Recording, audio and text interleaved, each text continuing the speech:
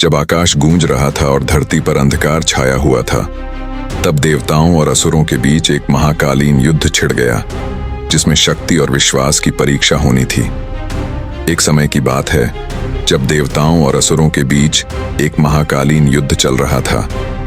यह युद्ध एक विशाल मैदान में हो रहा था, जहां एक ओर भगवान शिव की सेना थी, जो साधुओं और तपस्वियों से बनी थी। ये साधु, जो केवल धारणाएं और तपस्या करते थे, अपने शरीर को शव की राख से ढकते थे और अपने साथ एक मानव खोपड़ी, कपाल रखते थे।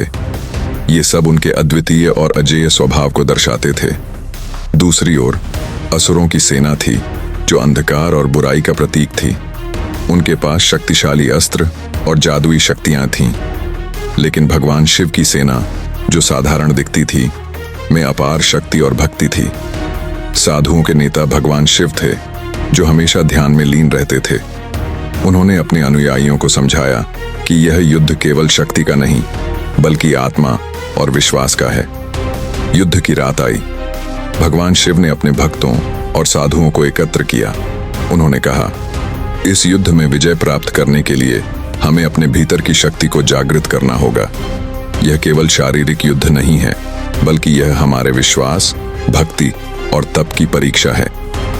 भगवान शिव ने अपनी सेना को आदेश दिया कि वे ध्यान में लीन हों और अपने मन को एकाग्र करें। साधु अपनी आंखें बंद कर ध्यान में डूब गए और उनके शरीर से एक अद्भुत ऊर्जा निकलने लगी। जैसे ही युद्ध शुरू हुआ, असुरों ने आक्रमण किया, लेकिन साधुओं की भक्ति और शक्ति ने उन्हें एकजुट किया। उन्होंने एकत्रित होकर मंत्रों का उच्चारण किया और उनके इर्द गिर्द एक दिव्य औरा बन गया। रात की गहराई में भगवान शिव ने अपने त्रिशूल को उठाया और युद्ध में शामिल हुए। उनकी उपस्थिति से असुर भयभीत हो गए। भगवान शिव ने अपनी शक्ति से असुरों को पराजित करना शुरू किया। युद्ध के बीच में एक प्रमुख असुर, जिसका नाम अंधका था, ने भगवान शिव को चुनौती दी।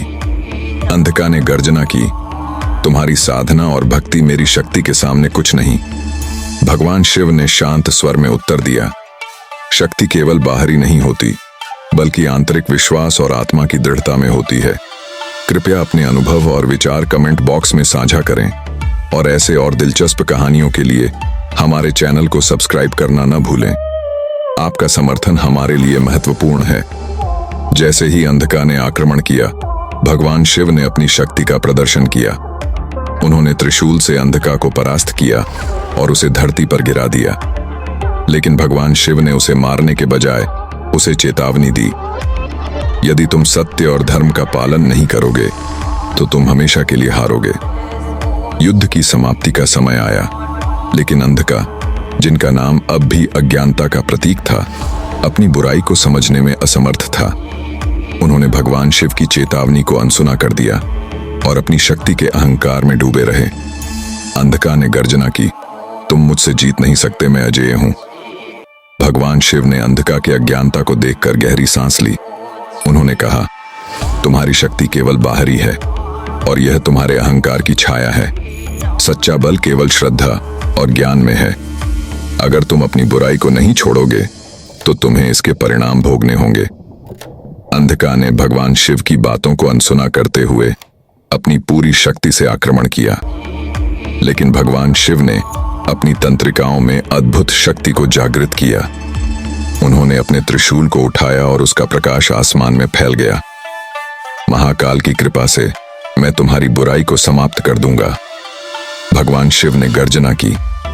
उन्होंने त्रिशूल को फेंका और यह अंधका के हृदय में जाकर उसे भेद दिया। अंधका की शक्ति एक पल में समाप्त हो गई और वह धरती पर गिर पड़ा। इस प्रकार भगवान शिव ने अपने भक्तों के सामने अंधका को समाप्त किया, यह दिखाते हुए कि अज्ञानता और बुराई का अंत सच्ची भक्ति और ज्ञान से होता है।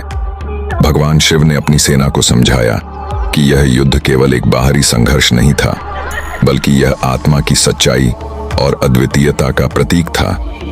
अंधका की समाप्ति ने सभी असुरों को चेतना दी। उन्होंने भगवान शिव की महिमा को समझा और अपने अंधकारमय पथ को छोड़ने का निर्णय लिया। भगवान शिव ने उन्हें बताया कि सच्चा बल केवल भक्ति, ज्ञान और सद्गुण में होता है। इस प्रकार यह युद्ध खत्म हुआ और भगवान शिव ने अपने भक्तों के साथ मिलकर दुनिया को एक नई दिशा दी, जहां अंधकार का स्थान प्रकाश और ज्ञान ने ले लिया।